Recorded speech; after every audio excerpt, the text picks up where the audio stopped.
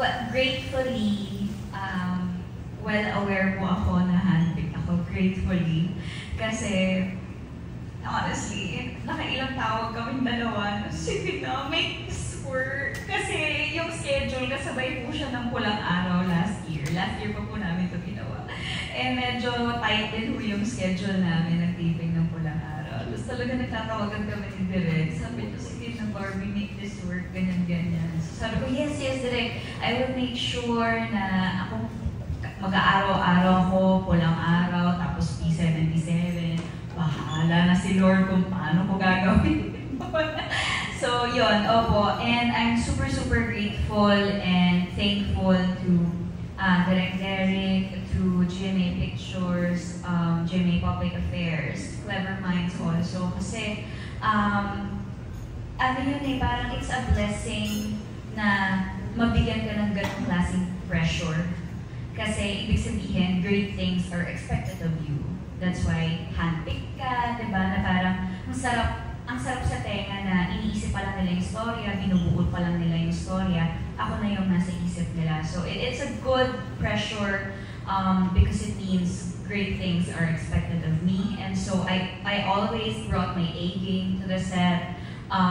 Hindi ko ginawang excuse na galing ako sa isa pang napakalaking proyekto.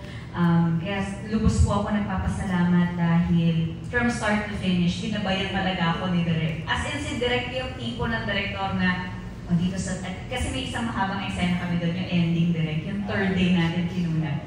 Dito, ano yung mo to, dito, ganito, ganyan. Ito yung unit mo, chut, ganyan. Yung parang mo-order lang.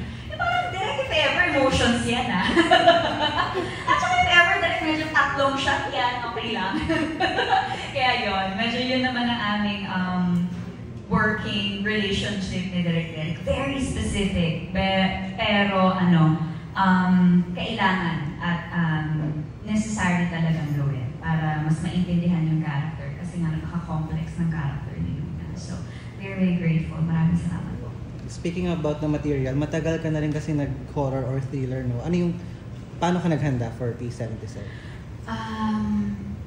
Preparation ko, siguro ito po yung project na kada bago mag-shoot, binabasa ko ng buo yung script palagi. Kasi nga, intentionally, binibitawan ko yung character kasi kailangan ko lumipat kay Adelina. Hindi ko pwedeng pangkawakan si Luna kay Adelina kasi magkaiba sila. Panganay si Luna, bunso si Adelina, layo ng acting, di ba? Tapos, magkaiba, war project si Adelina. Tapos, eto, sobrang complicated nung character niya. So, yun. Kailangan ko bumalik dun sa character. Hindi naman chronological namin kinunan yung mga eksena. So, yun yung naging malaking tulong para sa akin to get back into character. Talagang basahin talaga yung full script every shoot.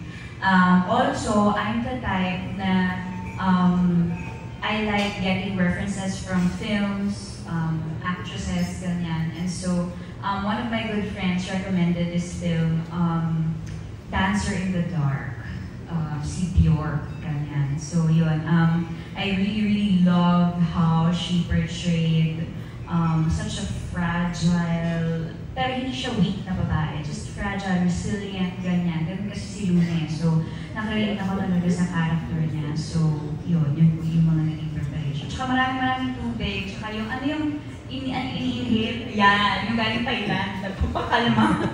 Yan, mga ganyan. Yun po.